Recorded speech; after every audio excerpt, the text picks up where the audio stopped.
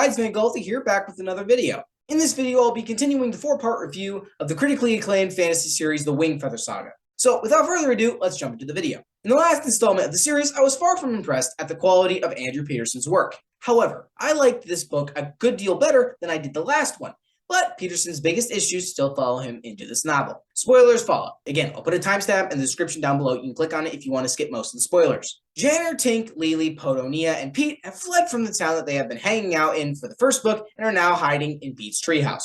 As it turns out, Oscar Retief, the librarian from the last book, is not really dead. Alright, I didn't go over this in the last book, but Oscar Retief was a librarian who was supposedly killed by Fangs. Anyway, Oscar's not really dead and discovers that the Fangs are aware of Nia and the children's presence. He rides quickly to warn them, and they escape right in the nick of time, Fangs in hot pursuit. The Fangs follow our heroes through thick and thin, bolstering their ranks with trolls. They manage to capture Pete, and Nugget, their faithful dog, falls to his doom, but the rest of the party escapes.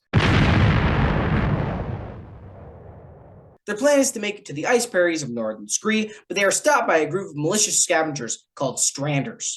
To let them escape, the leader of the Stranders commands Poto to tell them a story, but the leader double-crosses them and tries to drown the grown-ups instead. Tink succeeds in knocking out the leader and winning the admiration of his daughter, Marley, who comes up later in the story. Our heroes press on from there. Soon they arrive at a dark but large and industrial-esque town. They go to an old confidant of Oscar's, only to find the Fangs of Dang waiting for them. Poto, Nia, and Lily escape, but Janner and Tink are left behind. Janner tries to get Tink to go back to their family, but the heir to the throne, second-born if you've been paying attention, chickens out and runs away. Janner pursues the best he can, but is captured by Fangs and taken to the dreaded fork factory. Janner is forced by the sadistic taskmaster to work long, hard shifts. In time, he forms a plan with his old town friend, Sarah Cobbler, who's also been trapped and ends up escaping. Sarah chooses to stay behind, and Janner eventually meets up with Marley again. Janner still feels useless, as Tink has run away and there's no sign of him. He gets a trio of notes from Oscar, Nia, and Poto, who encourage him and give him directions to their hideout. They already made it to the ice prairies. From there, Janner realizes that he needs to go find Tink with the help of Marley and make their way to the ice prairies.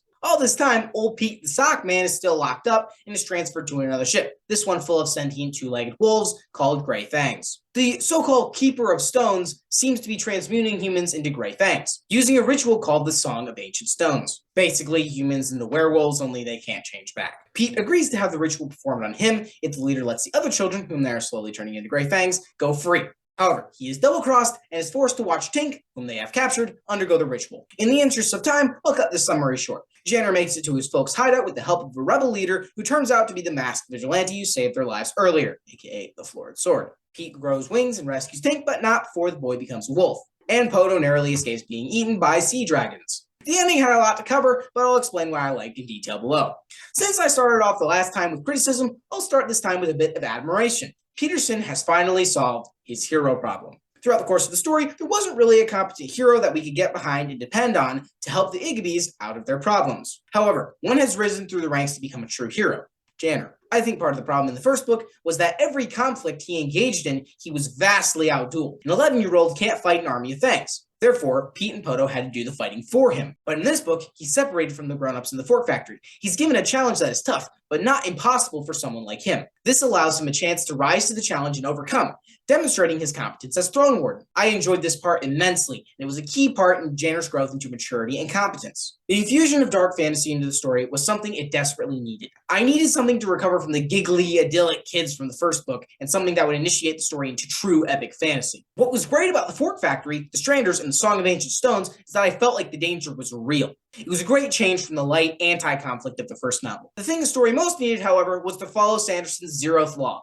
Always err on the side of what's awesome. The idea is to create stories that deal with cool elements, like power armor or time travel. In the first novel, nothing's really that cool. We have hybrid animals, cruel jokes, and mundane problems. The coolest thing would probably be Poto, but you don't find out that he's a pirate until later. The level of raw cool in this book has boosted its quality greatly. Pete has wings and he's not insane anymore? Cool! Tink becomes a wolfman, or should I say wolf boy? Cool! There's a rebellion led by a masked vigilante? Cool! But anyway, Peterson wasn't creating enough of a unique, immersive world until halfway through the book. It actually becomes an epic fantasy with sword fights, rituals, transformations, daring escapes, emotional conflicts, and the best of all, travelogues. So, in that respect, Peterson definitely did a good job with the sequel. Alright, now time for the bad. Peterson has a few repeat problems. Chief among them is that his foreshadowing is either weak or completely absent, as it was in the first novel. If the Grey Fangs were going to play a huge role in the story, shouldn't they have been mentioned before then? Couldn't you have hinted that the Florid Sword was actually the leader of the rebellion? The rebellion leader, whose name is Gammon, is hinted at only once, and in only one scene he made a meaningful appearance, yet he's the one who shows up and saves the Igby's bacon. So yeah, definitely, Peterson's biggest problem follows him into this novel. And the naming problem is even worse in this book.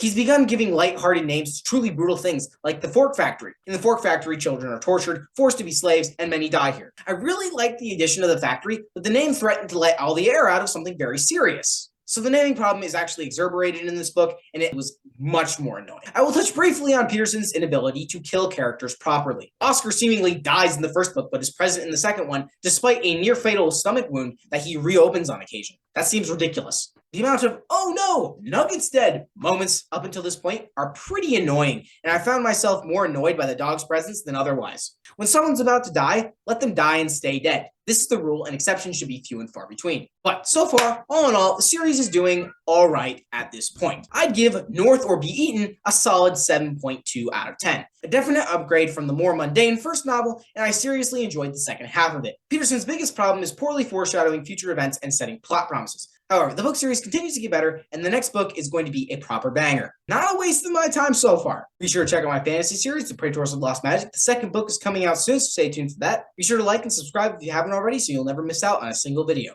As always, guys, good luck, happy writing, and I'll see you on the next one.